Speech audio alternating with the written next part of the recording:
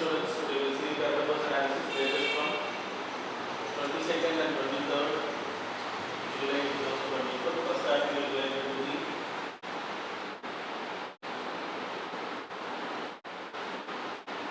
gender gap report. இது வந்து ஜூன்ல ரிலீஸ் பண்ணாங்க. இந்த ரிப்போர்ட்ல இந்தியாவோட ரேங்கிங் வந்து 129 out of 146 countries. So gender gap பொறுத்த வரைக்கும் ஃபீமேல் பார்ட்டிசிபேஷன் எந்த அளவுக்கு இருக்காங்க அப்படிங்கிற டேட்டா இது was taken by world economic ஜூன்லேயே நம்ம டிஸ்கஸ் பண்ணியிருக்கோம். ஜூன் 15 டைம் ஆகும். இப்போ ஆர்டிக்கில் வந்து இதை பற்றி ஒரு ஆர்டிக்கிள் எழுதியிருக்காங்க. ஸோ மெயினாக நம்ம வந்து இந்த ஜெண்டர் கேப் இண்டெக்ஸில் 123 தேர்ட் ரேங்க்லேருந்து டிஸ்ட்ரிக்ட் டு 129. அதுக்கான ரீசன் வந்து ஸோ எஜுகேஷனில் பெண்களோட பங்களிப்பு இங்கே ரொம்ப கம்மியாக இருக்கும் அந்த கண்ட்ரிஸ் கம்பேர் பண்ணும்போது. மற்றபடி மற்றதில் எல்லாமே யார் பார்ட்டிசிபேட்டிங் குரூப். ஸோ இது என்ன அடிப்படையில் என்ன ரேங்கிங்கில் இருக்குது, என்ன இண்டிகேட்டர்ஸில் எடுக்கிறாங்க அப்படின்னா dimensions, economic participation of women, அப்புறம் எஜுகேஷன் அட்டைன்மெண்ட், ஸோ எத்தனை பெண்கள் வந்து படிக்கிறாங்க அப்படிங்கிறது, அப்புறம் health and survival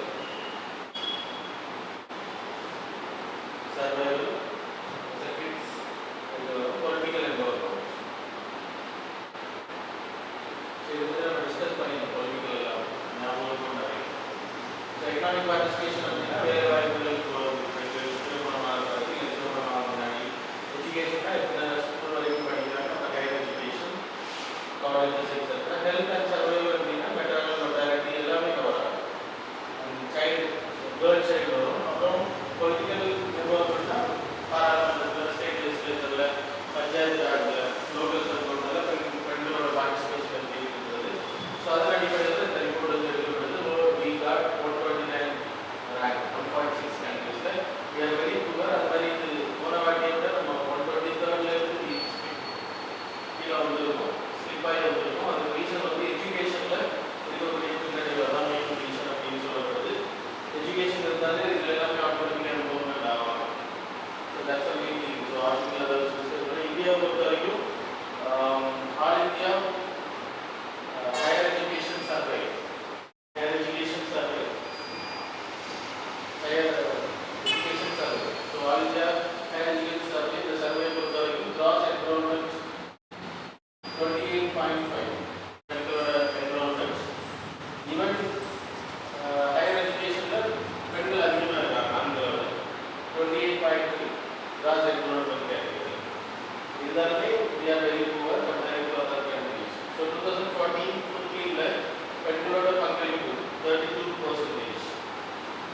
STEM-னா science and technology, engineering and மேத்தமெட்டிக்ஸில் PhD லெவலில் பெண்களோட பங்களிப்பு 42.5%.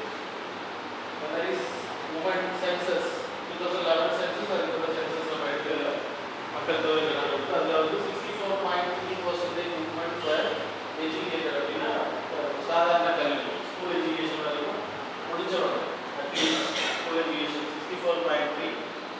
ஸோ இதுக்கான ரீசன்ஸ் இந்த டேட்டாஸ் 100%ல் எல்லாமே 64.3, 42.5. ஸோ இது வந்து மற்ற கண்ட்ரிஸை கம்பேர் பண்ணும்போது நம்ம ரொம்ப கம்மி அப்படின்னு சொல்லப்படுது. இதுக்கான ரீசன்ஸ் என்னென்னா limited access to schools, limited ஆக்சஸ்னால் மணி வரும், அப்புறம் டிஸ்டன்ஸ் வரும், உடாமை இருக்குது, இது எல்லாமே வரும். ஆக்சஸ் டு எஜுகேஷனல் இன்ஸ்டிடியூஷன்ஸ், அது ஏர்லி மேரேஜ், அப்புறம் பாவர்ட்டி, வறுமை ஒரு ரீசன், அப்புறம் ஹராஸ்மெண்ட். ஸோ நிறைய ஸ்கூல்ஸில் ஆண்கள் தான் டீச்சராக இருக்காங்க, மெயில் அப்படின்றப்போ பெண்கள். அது மாதிரி ஜெண்டர் ஈக்குவாலிட்டி இல்லை. ப்ளஸ் டாய்லெட் ஃபெசிலிட்டிஸ் நிறைய ஸ்கூலில் எல்லாரும் நல்ல பெண்கள் இருக்க மாட்டாங்க. எல்லாமே ரீசன். சரியா? எல்லாமே ரெக்கமெண்ட் பண்ணணும்னா ரொம்ப போராக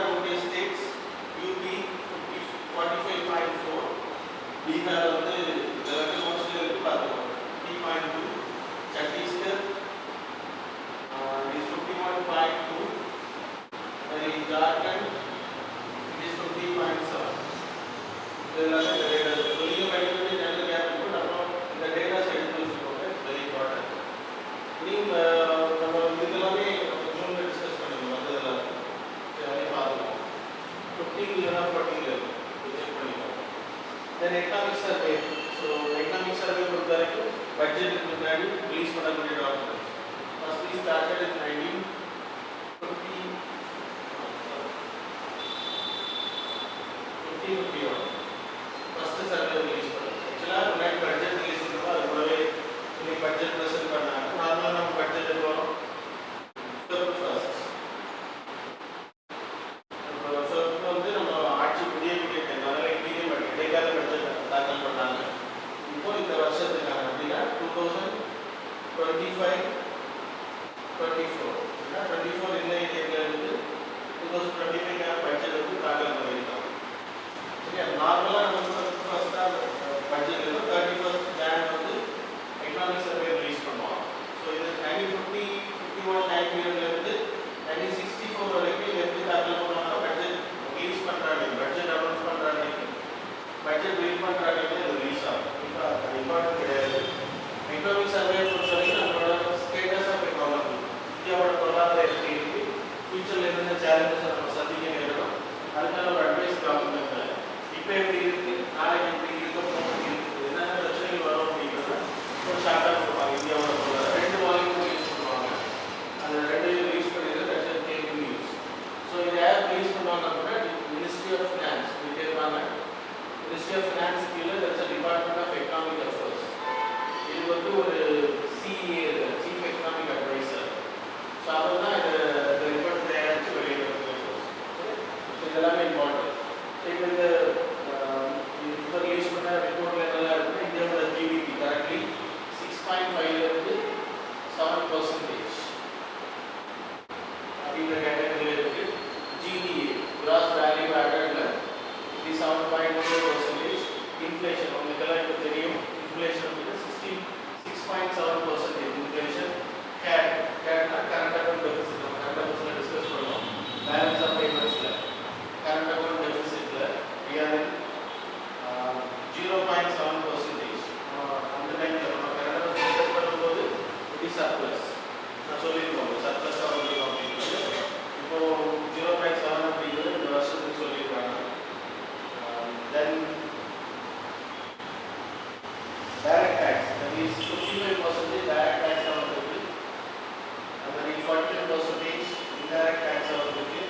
கிட்டத்தட்ட 21.4 கோடி மக்களுக்கு வந்து ஃப்ரீ ஃபுட் கிரெடிட் கொடுத்துருக்காங்க இந்திய கவர்மெண்ட்.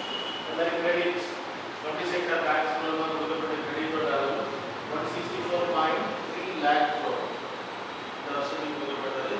இண்டஸ்ட்ரியல் எம்ப்ளாய்மெண்ட், இண்டஸ்ட்ரியோட growth வந்து 8.5%.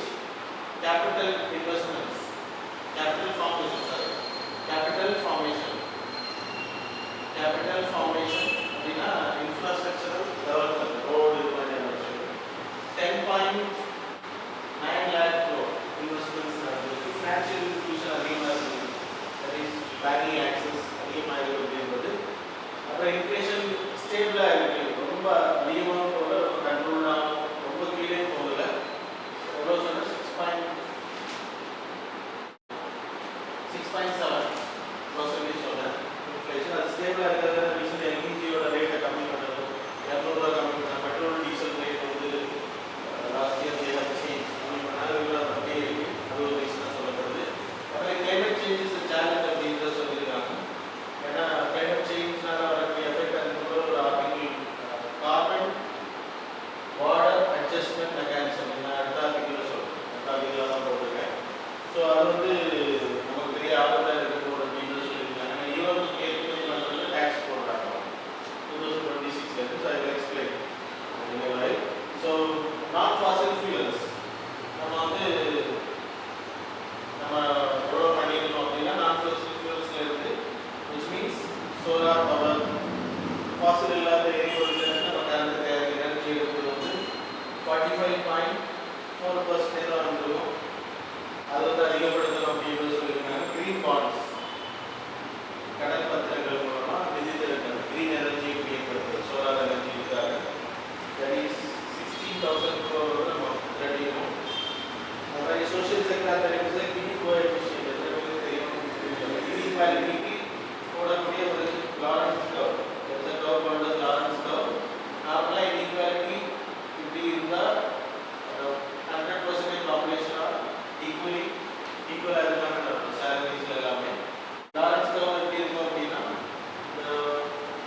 குறிப்பிட்ட percentage people are illegal. Now, 1% population or 2% population in India having the 70% of the wealth. And it will be inequality comes. So, in the inequality, there is a formula. Inequality is a measurement. So, there is a gap. Equality to inequality is a gap. Measurement is inequality. The economics law. So, environment so, that was the 0.23, 283. The beginning coefficient of the gap. Zero is 0.283 is the number of inequality data. Inequality. There is a Ayushman Bharat scheme, 34.7 crore population. Ayushman Bharat is a free health scheme. ஒரு ஃபேமிலிக்கு வந்து ஒரு வருஷத்துக்கான medical அதில் 24.7 crore population வந்து enrolment கொடுத்துருக்காங்க. 22 விதமான mental disorders அது வந்து ஆத்மநிர்பார் ஸ்கீம் மூலமாக குணப்படுத்தப்படுது. ட்ரீட்மெண்ட் ப்ரோக்ராம் அப்படின்னு சொல்லியிருக்காங்க. அப்புறம் கிராம் சடக் யோஜனா அது வந்து 15.149 lakh ரோடு வந்து கிலோமீட்டருக்கான ரோடு போட்டிருக்கோம். இந்த நம்ம ரீசெண்டாக பார்த்தோம் 4வது ஃபேஸ் வந்து லான்ச் பண்ணியிருக்காங்க. இன்னைக்கு பட்ஜெட்டில் அனௌன்ஸ் பண்ணியிருக்காங்க. ஸோ இதெல்லாமே இம்பார்ட்டன்ட் ரிலேட்டட் டு தி அப்புறம் அன்எம்ப்ளாய்மெண்ட்டில் இந்தியாவோட அன்எம்ப்ளாய்மெண்ட் ரேட் வந்து 3.2%. எம்ப்ளாய்மெண்ட் வந்து 45% அக்ரிகல்ச்சரல் வேலை பார்க்குறாங்க அப்படின்னு சொல்லப்படுது. இந்த ரிப்போர்ட் நான் சும்மா வாசிச்சது ரொம்ப இம்பார்ட்டன்ட் ஆகும். இதில் தான் உங்களுக்கு கொஸ்டின்ஸ் வரும். நான் எக்கனாமிக்ஸை மொத்தம் சொல்லியிருக்கேன். கரெக்டாக மெடிசன் சொல்லியிருக்கேன். இங்கிலீஷ் சொல்லியிருக்கேன். தனித்தனி டாப்பிக்காக படிப்பீங்க எக்கனாமிக்ஸில். எல்லாமே இதில் தான் கொஸ்டின்ஸ் உங்களுக்கு மோஸ்ட்லி கேட்பாங்க. Economic survey is more important. Right now we will have a detailed discussion after completion of economics classes. Then you have also the other point. So it's not a matter. You have time. That also is the economic survey. And you know the face for market. So that is very important. This is the economics படிச்சா உங்களுக்கு புரியும். நான் சொல்றது short term period சொல்றேன். We will have a long discussion if you want later. So agriculture 45% people are working. There is 29.9% services are working software industries and banking etc. 11.4% manufacturing production sector 13.0% construction field அப்படினு சொல்றது. Female labor force participation வந்து முன்னாடி இருந்ததோட கொஞ்சம் அதிகமா இருக்கு அப்படினு சொல்லிருக்காங்க. Gig economy வருது. Gig economy வருதுன்னா நம்ம ரீசெண்டா டிஸ்கஸ் பண்ணோம். The Zomato, Swiggy, gig economy, gig workers, அப்படின்னா freelancers.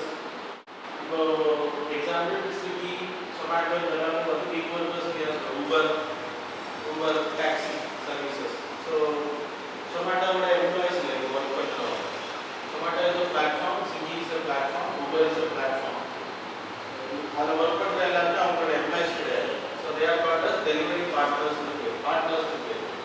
அப்போ எனக்கு ஃபுட்டு தேவை அப்படிங்கிறப்போ நான் போக முடியாது. அப்போ எனக்கு ஸ்விக்கி இஸ் அ பிளாட்ஃபார்ம், எந்த பக்கத்தில் எந்த ஃபுட் இருக்குது அப்படிங்கிறத எனக்கு சொல்லுது. அந்த மாதிரி அப்போ அந்த பிளாட்ஃபார்மை பயன்படுத்தி நான் ஆர்டர் பண்ணுறேன். ஸ்விக்கிக்கு ஆர்டர் பண்ணுறேன், அந்த ஹோட்டலுக்கு தான் ஆர்டர் பண்ணுறேன். புரியுதா? அது மாதிரி அந்த டெலிவரி பார்ட்னர்ஸ் என்ன பண்ணுறாங்க, we are ready to deliver the food அப்படின்னு சொல்கிறாங்க. எனக்கு கொண்டு வர்றதுக்கு அவங்க ரெடியாக இருக்காங்க. அதுக்கு எனக்கு ஒரு 10 ரூபாய் 20 ரூபா கொடுக்குறாங்க. அப்புறம் எனக்கு இந்த பிளாட்ஃபார்முக்கு ஒரு 6 ரூபா 10 ரூபா கொடுக்குறாங்க ஒரு ஃபுட் டெலிவரி. அப்படின்னா அந்த Swiggy platform. So it's a platform. அது மாதிரி அண்ணா அகாடமி இஸ் அ பிளாட்ஃபார்ம். தேவையான போய் கிளாஸ் எடுக்கலாம் என்ரோல் பண்ணி. ஸோ இதெல்லாமே ஒரு ஃப்ரீ கிளாஸர் கேட்டகரி. நம்ம இப்போ ஒரு கோச்சிங் சென்டருக்கு போயிட்டு ஒரு கிளாஸ் கொடுக்குறாங்கன்னா it's not a big working. அது பிளாட்ஃபார்ம் கிடையாது. இது ஆன்லைன் பிளாட்ஃபார்மாக பயன்படுத்தி வேலை பார்க்கலாம். புரியல? இதில் ஸ்விக்கியோட எம்ப்ளாயிஸ் கிடையாது, உபரோட எம்ப்ளாயிஸ் கிடையாது. உபரில் டாக்ஸி டிரைவர்ஸ் ஆர் என்ரோல் பண்ணிக்கிறாங்க. யாரெல்லாம் டாக்ஸி வேணுமோ அவங்க ஆர்டர் போடுறாங்க. உபர் வந்து ஒரு பிளாட்ஃபார்ம் ஆட் பண்ணுது, ஒரு மீடியம். புரியுதா? உபரோட டாக்ஸி கிடையாது. அது அடிக்கடி நியூஸ் வேணால் ஒரு ட்ரெயின் டிரைவரோ சொல்லுவாங்க. யாராவது பார்ட்னர்ஸ் அவ்வளோ. ஸோ அது உங்களுக்கு கீக் ஒர்க்கர்ஸ் இருக்கு. ஸோ கீக் ஒர்க்கர்ஸ் வந்து அதிகமாக இருக்காங்க. இவங்களுக்கு ஒரு ஆக்சிடென்ட் நடந்தாலும் எந்த சோஷியல் செக்யூரிட்டியும் கிடையாது. கிட்டத்தட்ட இந்தியாவில் மட்டும் 2.35 crore people வந்து இதில் எம்ப்ளாய்மெண்ட்டில் இருக்காங்க அப்படின்னு சொல்லப்படுது. இது இன்க்ரீஸ் ஆகுது. அது மாதிரி 78.5 lakh ஜாப்ஸ் ஒவ்வொரு வருஷமும் 2030 வரைக்கும் கிரியேட் பண்ணணும் அப்படின்னு சொல்லப்படுது. ஒரு வருஷத்துக்கு growth-க்காக வந்து ஒரு வருஷம் கிரியேட் பண்ணணும் அப்படின்றது எக்கனாமிக் சர்வே சொல்லுது. ஸோ இது எல்லாமே நான் உங்களுக்கு ஒரு கிளிம்ஸ் தான் கொடுத்துருக்கேன். டீட்டெயிலாக இதை பற்றி டீட்டெயில்ஸ் அது எதுக்கு படிக்க முடிஞ்சோம் எக்கனாமிக்ஸ் முடிச்சவங்க right study otherwise discuss after completely economics class. Okay, next வந்து இந்த ஏஞ்சல் டேக்ஸ் வந்து கேன்சல் பண்ணியிருக்காங்க. That's a big news. பட்ஜெட்டில் நாளைக்கு நாள் முடிச்சுவாங்க நான் போட்டுருக்கேன் உங்களுக்கு. அதனால் கோல்டுக்கு வந்து இம்போர்ட் டியூட்டி குறைச்சிருக்காங்க. அதிகம் கோல்டு ரேட் ஒரு 3000-4000 ஸோ ஏஞ்சல் டேக்ஸ் அப்புறம் எம்ப்ளாய்மெண்ட்டுக்கு சில விஷயங்கள் பண்ணிடுற ஸ்கில் டெவலப்மெண்ட் பார்த்துட்டு ஏஞ்சல் டேக்ஸ் அப்படின்னா அது வந்து நம்ம ரீசெண்டாக டிஸ்கஸ் பண்ணியிருக்கோம். பல மாதம் டிஸ்கஸ் பண்ணுவோம். ஏஞ்சல் டேக்ஸ்னால் என்னது? இப்போ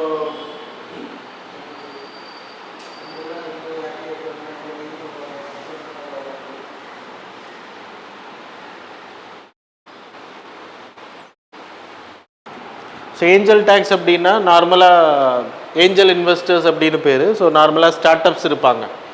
ஸ்டார்ட் அப்ஸ்னால் யார்? புதுசாக தொழில் தொடங்குறவங்க. அந்த தொழில் தொடங்குறவங்க இப்போது அவங்களுக்கு ஐடியா இருக்கும். இப்போ எக்ஸாம்பிள் ஃப்ளிப்கார்ட் தொடங்கும் போது they are very like they are in the beginning stage. ஃப்ளிப்கார்ட்டோட ஓனர்ஸ் வந்து தே ஆர் காலேஜ் ஸ்டூடெண்ட்ஸ், ஐஐடிஎம்மில் படிச்சுட்டு இருந்தாங்க. So they have the idea to create. ஏன்னா அவங்க முதல்ல புக்ஸை தான் லைப்ரரி மாதிரி செல் பண்ணாங்க. புக்ஸ் விற்கிறதா முதல்ல அந்த பிளாட்ஃபார்ம் ஆரம்பித்தாங்க. அப்புறம் அவங்களுக்கு ஐடியா இருந்துச்சு கிராசரி ப்ராடக்ட் எல்லா ப்ராடக்ட்டும் அதில் கொண்டு வரணும் அப்படின்ற. அவங்கள்ட்ட காசு இல்லை. ஏன்னா எல்லா கம்பெனிஸ்கிட்டையும் போய் அக்ரிமெண்ட் போடணும், அதுக்கு ஷூரிட்டி கொடுக்கணும். ஸோ அதனால் நிறைய அமௌண்ட் தேவை. ஸோ இதுக்கு இன்வெஸ்ட் பண்ணுறதுக்கு அவங்களுக்கு தெரிஞ்சவங்க இல்லைனா there some investors like angel இன்வெஸ்டர்ஸ்னு பேர். இப்போ டாட்டா கிட்ட they have ventures capital fund. அது மாதிரி ஒவ்வொரு கம்பெனிஸ் வச்சுருப்பாங்க. இப்போது இண்டிவிஜுவலாக இப்போ என்கிட்ட காசு இருக்குது, I am very known to this persons. If I am investing in their company, I will be called as angel investor. புரியுதா? அவங்க கம்பெனி எனக்கு தெரியுது ஃபியூச்சரில் நல்லா வரும். வெஞ்சர்ஸ் கேபிட்டல் அப்படின்னா இப்போ டாட்டா மாதிரியான நிறுவனம், ரிலையன்ஸ் இண்டஸ்ட்ரீஸ், இவங்க வந்து ஒரு வெஞ்சர்ஸ் கேபிட்டல் ஃபண்ட் வச்சுருப்பாங்க. அவங்க என்ன பண்ணுவாங்கன்னா இவங்க போய் அந்த ப்ராஜெக்ட் எக்ஸ்பிளைன் பண்ணும்போது அவங்களுக்கு பிடிச்சிருந்தா அந்த கம்பெனியில் இன்வெஸ்ட் பண்ணுவாங்க. அதுக்கு வந்து ஷேரை வாங்குவோம். அதே மாதிரி தான் நானும் ஷேரை வாங்குவேன். ஸோ ரெண்டுக்கு வித்தியாசம் புரிஞ்சுதான். Angel investors individual are any persons. அப்போது ஏஞ்சல் இன்வெஸ்டர்ஸ் வந்து நிறைய பேர் இன்வெஸ்ட் பண்ணுறாங்க. எதுக்கு அப்படின்னா டேக்ஸ் ஏவியேஷன் பண்ணுறதுக்கு, டேக்ஸை மறைக்கிறதுக்காக. அதனால் நிறைய கம்பெனிஸுக்கு வந்து நிறைய இன்வெஸ்ட்மெண்ட் வருது அப்படின்றப்போ ஸோ அதுக்கு வந்து டாக்ஸேஷன் பண்ணியிருந்தாங்க. இப்போ ஒரு குறிப்பிட்ட அளவு 30% பக்கத்தில் டேக்ஸ் போட்டிருந்தாங்க. இப்போ ஏஞ்சல் இன்வெஸ்டர்ஸுக்கு போடப்பட்ட டேக்ஸை வந்து ஒரு 27 கண்ட்ரீஸுக்கு இப்போ ரீசெண்டாக அதை ரிமூவ் பண்ணாங்க. 27 கண்ட்ரிலேருந்து யாராவது investing in Indian startup no need to pay taxation, angel tax கிடையாது அப்படின்னு சொன்னாங்க. இப்போ மொத்தமாகவே யார் வேணால் இன்வெஸ்ட் பண்ணலாம், no need to pay tax.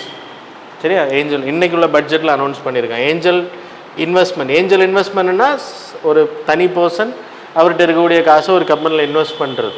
அப்படி பண்ணும்போது இங்கே கம்பெனியோட ஷேர்ஸ் ட்ரான்ஸ்ஃபர் ஆகும்.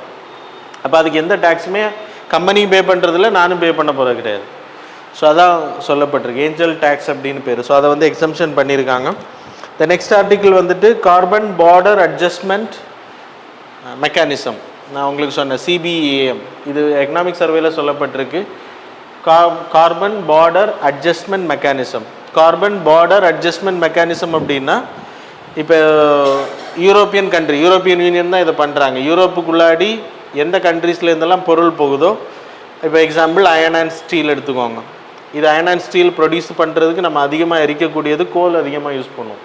அதிலிருந்து என்ன ஆகும்னா carbon di oxide emissions, pollutions அதிகமாக இருக்கும்.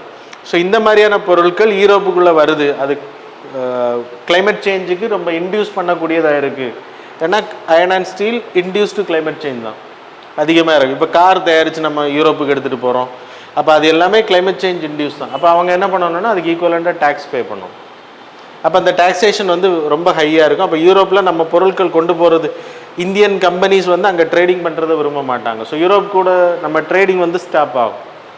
ஸோ இந்தியா போன்ற கண்ட்ரீஸுக்கு இப்படி ஒரு பெரிய அதிர்ச்சி 2026 இந்த டாக்ஸேஷன் சிஸ்டமை கொண்டு வர இருக்காங்க. Jan 1 இம்ப்ளிமெண்ட் ஆகும்னு சொல்லிட்டாங்க. இப்போ இந்தியாவில் இருக்கக்கூடிய கார் கம்பெனிஸ் காரை எடுத்துகிட்டு போகும்போது they will take more tax. இது இட்ஸ் ஒரு ஒரு ஒரு விதமான தடை தான். நீங்கள் உங்கள் பொருளை இங்கே கொண்டு வரக்கூடாது அப்படின்ற ஒரு தடை. அது இந்தியா போன்ற கண்ட்ரிஸ் கிட்டத்தட்ட யூரோப்பில் நம்ம ட்ரேடிங் பண்ணுறது 2.7%, sorry, 27% we are exporting to Europe. நம்ம மொத்த எக்ஸ்போர்ட் பண்ணுறதுல அதில் ஒரு வருஷத்துக்கு வரக்கூடிய லாபம் அப்படின்றது நமக்கு வரக்கூடிய 8.2 பில்லியன் நமக்கு வரக்கூடிய அமௌண்ட். போர்டு தானே டிஸ்பிளேல இருக்கு. ஓகே, ஸோ 8.2 பில்லியன் அது வரக்கூடிய வருமானம். நம்ம இதை வந்து நம்ம இழக்க நேரிடும். நமக்கு வரக்கூடிய வருமானம் வந்து ரொம்ப கம்மியாகிறதுக்கான வாய்ப்பு இருக்குது. இவங்க டாக்ஸேஷன் போடும்போது நம்ம பொருட்கள் அங்கே ட்ரேடிங் பண்ணுறது. அது மாதிரி கிட்டத்தட்ட 2070 நம்ம வந்து கார்பன் நியூட்ரல், நான் நேற்றுக்கு சொன்னேன் உங்களுக்கு, பாரிஸ் கிளைமேட் சேஞ்ச் அக்ரிமெண்ட் படி 1.5 டிகிரி செல்சியஸ் 2 டிகிரி செல்சியஸில் நம்ம கொண்டு வரணும் 2100க்குள்ளாடி. அதே இது 1.5 டிகிரி செல்சியஸ் ப்ரெஃபரபிள் அதுக்கு அடுத்த கேட்டகரியில். அப்படி கொண்டு வரணும்னா 2020 நம்ம கார்பன் நியூட்ரலிட்டி அனௌன்ஸ் பண்ணியிருக்கோம். நம்ம வெளியிடக்கூடிய கார்பனும் உள்ளே எடுக்கக்கூடிய கார்பனும் ஈக்குவல், அதனால் வெளியிட மாட்டோம்னு கிடையாது. ஸோ அது வந்து 2020 இட் வில் பி ஈக்குவலாக இருக்கும் அப்படின்னு சொல்லப்படுது. அப்போது ஆட்டோமேட்டிக்காக என்ன ஆகும் அப்படின்னா நமக்கு அதுக்கான செலவு ஒரு வருஷத்துக்கு நம்ம 28 பில்லியன், இப்போ நம்ம க்ரீன் எனர்ஜி போயிட்டுருக்கோம்ல, செலவுன்னா வேறு ஒன்றும் இல்லை, நம்ம கார்பன் நியூட்ரலிட்டி. அப்போ கார்பன் எமிஷனை கம்மி பண்ணணும். கார்பன் எமிஷன் எப்படி கம்மி பண்ண முடியும்? நம்ம வெஹிக்கிள்ஸ் எல்லாம் மாற்றணும். இன்றைக்கி பெட்ரோல் வெஹிக்கிள், டீசல் வெஹிக்கிள்ஸ் எல்லாமே ஸ்டாப் பண்ணிவிட்டு க்ரீன் சோலார்லேயோ இல்லைனா எலக்ட்ரிக்கல் ஓடக்கூடிய வண்டிகளை நம்ம இவிஸ் கொண்டு வரணும். எல்லா ட்ரெயினை மாற்றணும், எல்லா பஸ்ஸும் மாற்றணும். இதெல்லாம் மாற்றுறதுக்கு it will take more amount, காசு நிறைய ஆகும். அப்போ அது ஒரு வருஷத்துக்கு நம்ம 28 பில்லியன் பண்ணால் தான் 2070 நம்ம வந்து கார்பன் நியூட்ரல் கண்ட்ரியாக மாறுவோம் அப்படின்றது. யூரோப்பெல்லாம் ஆல்ரெடி பெரிய அளவில் மாறிட்டாங்க, நமக்கு இவ்வளோ தேவை. அப்போ யூரோப்போட கண்ட்ரிஸ் நமக்கு வந்து இந்த மாதிரி பேரிகேட்ஸை போடும்போது இதுக்கு நம்ம போகிறது அச்சீவ் பண்ணுறது ரொம்ப கஷ்டம் அப்படின்றத எக்கனாமிக் சர்வேல சொல்லியிருக்காங்க. சரியா? So that's about the article. The next article வந்துட்டு எம்எஸ்எம்இயோட ஸ்கீம் கால்டு ஸ்டீம் அப்படின்னு சொல்லிட்டு ஒரு ஸ்கீம் லான்ச் பண்ணியிருக்காங்க. ஆல்ரெடி ரைஸ் அப்படின்ற ஒரு ஸ்கீம் 2023 லான்ச் பண்ணாங்க. அந்த ஸ்கீமோட purpose raising and accelerating MSME performance. அப்படின்னா கோவிட்னால் பாதிக்கப்பட்ட அந்த MSME 2022 raising and accelerating MSME performance. அந்த கோவிட்னால் பாதிக்கப்பட்ட நிறைய எம்எஸ்எம்இஸ் இழுத்து மூணாங்களே, அவங்களுக்கு கடன் கொடுத்து அந்த எல்லாம் ரீவேம் பண்ணி புதுசாக கொண்டு வர்றது பிறகு அந்த ரைசிங் அப்படின்ற ஸ்கீமு இது 100% funded by the central government. So இது வந்து லான்ச் பண்ணாங்க. இப்போ இதுக்கு வந்து சப்ஸ்கீமாக ஒன்று கொண்டு வந்திருக்காங்க. தட் இஸ் டீம் அப்படின்னு பேர், trade enabled marketing initiative. Sorry,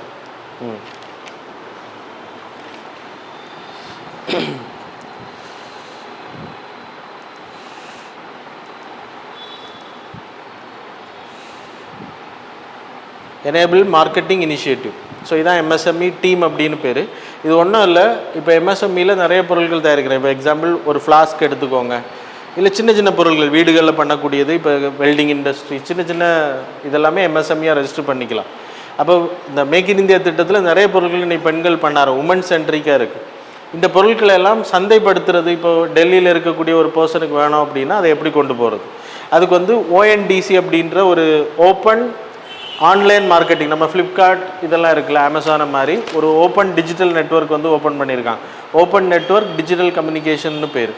அந்த வெப்சைட்டில் போயிட்டு இவங்க பொருட்களை லிஸ்டிங் பண்ணால் டெல்லியில் இருக்கக்கூடிய பர்சன், எப்படி அமேசானில் நீங்கள் ஆர்டர் பண்ணுறீங்களோ அது மாதிரி யார் வேணால் ஆர்டர் தர முடியும்.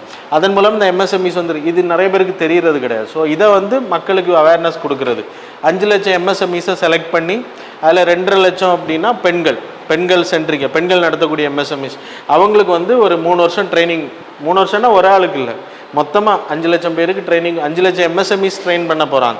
இது அடுத்த எம்எஸ்எம்இஸுக்கு போகும். 5 வந்து 10 ஆகும், 10 15 ஆகும். ஸோ அதன் மூலமாக என்ன பண்ணலாம் அப்படின்னா பீப்புளுக்கு வந்து ரீச் பண்ணலாம் அப்படின்ற டார்கெட் வச்சுருக்காங்க. சரியா? ஸோ அதுக்கு தான் இந்த இது ரைசிங் ஸ்கீமுக்கு கீழே வருது, அது இம்பார்ட்டன்ட். த நெக்ஸ்ட் ஆர்டிக்கிள் வந்து PM சூரிய கர் முஃப்தி பிஜில் யோஜனா. இதுக்கும் வந்து இந்த பட்ஜெட்டில் ஃபண்ட் அலாட்மெண்ட் பண்ணியிருக்காங்க. இது ஃபெப் மந்தில் ரிலீஸ் பண்ணது, ஃபெப் இன்டீரியம் பட்ஜெட்டில் ரிலீஸ் பண்ணாங்க. 1 கோடி பேருக்கு சூரியத்தை நம்ம வீடுகளில் ரூஃப்டாப் சோலார்ஸ். அப்போ நம்ம வந்து கரண்ட் வந்து EB கிட்டேருந்து வாங்க வேண்டிய தேவை. EB இருக்கும், கனெக்ஷன் இருக்கும், நம்ம சர்ப்ளஸாக ப்ரொடியூஸ் பண்ணுறது எல்லாம் EB எடுத்துப்பாங்க நெட் மீட்டரிங் வழியாக. இப்போ எக்ஸாம்பிள் 100 யூனிட்ஸ் நீங்கள் ஒரு மாதத்துக்கு செலவு பண்ணுறீங்கன்னா அதில் சோலார்லேருந்து வந்தது 120 அப்படின்னா EB வந்து அந்த அந்த 20க்கான பேமெண்ட் பண்ணனா அவங்க பே பண்ண மாட்டாங்க. அடுத்த மாதம் நீங்கள் 20 EBயோட கரண்ட்டை பயன்படுத்தும் போது அதில் மைனஸ் பண்ணிப்பாங்க. ஸோ அதான் அந்த இது கிட்டத்தட்ட 40% அதில் சப்சிடி கொடுக்குறாங்க. இப்போ 1 லட்ச ரூபா இன்ஸ்டால் பண்ண ஆகுது அப்படின்னா 40,000 ரூபா நமக்கு அக்கௌண்ட்டில் சப்சிடி வரும், எல்லாம் இன்ஸ்டால் பண்ணி ஃபோட்டோ எல்லாம் எடுத்து கொடுத்தது அப்புறம். அதுக்கு வந்து இப்போது சில கைட்லைன்ஸ் அனௌன்ஸ் பண்ணியிருக்காங்க. That's it came in news. இப்போது இந்த பட்ஜெட்லேயும் அதை அனௌன்ஸ் பண்ணியிருக்காங்க fund. Feb month 15th Feb இதை அனௌன்ஸ் பண்ணாங்க இந்த ஸ்கீமு. 1 கோடி பேருக்கு கிட்டத்தட்ட 7,521 கோடி வந்து அலாட் பண்ணியிருக்காங்க. சாரி 75,021 கோடி. 2027 வரைக்கும் இந்த ஸ்கீம் இருக்கும். இதெல்லாம் ஜெனரல், அவ்வளோதான். ஸோ வேலிட் எடுத்திங்கன்னா இந்தியன் சிட்டிசனாக இருக்கணும், சொந்த வீடு இருக்கணும், அப்புறம் வேலிட் எலக்ட்ரிசிட்டி கனெக்ஷன்ஸ் இருக்கணும். ஸ்டேட் தான் TNEB தான் நமக்கு வந்து இம்ப்ளிமெண்ட் பண்ணுவாங்க. So that's about the articles. Now we will move on to the MCQs.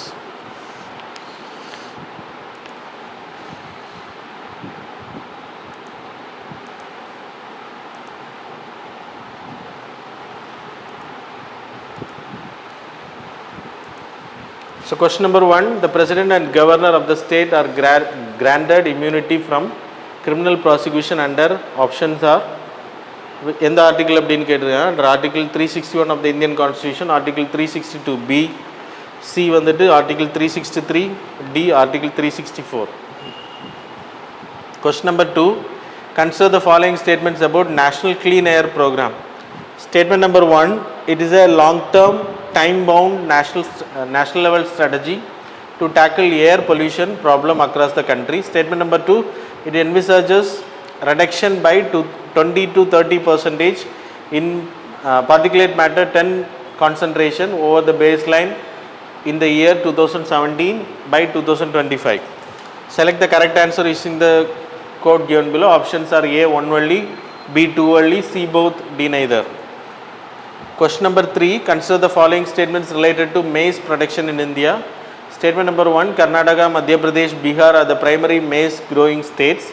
Statement number 2, Bangladesh, Vietnam, Nepal are the key marketers for India's maize.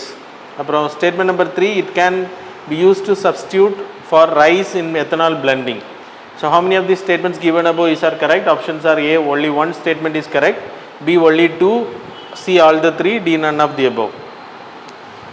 Question number 4, International Court of Justice. Statement number 1, ICJ do not hear the cases against individuals. Statement number 2, the UNSC, United Nations Security Council, can enforce a judgment of the ICJ only in case that involves threats to international peace and security. Statement number 3, ICJ can issue binding resolution to resolve the conflicts. How many of the statements given above is are correct? Options are A 1 only, B 2 only, C all the 3, D none of the above. Question number 4, so groupings and objectives.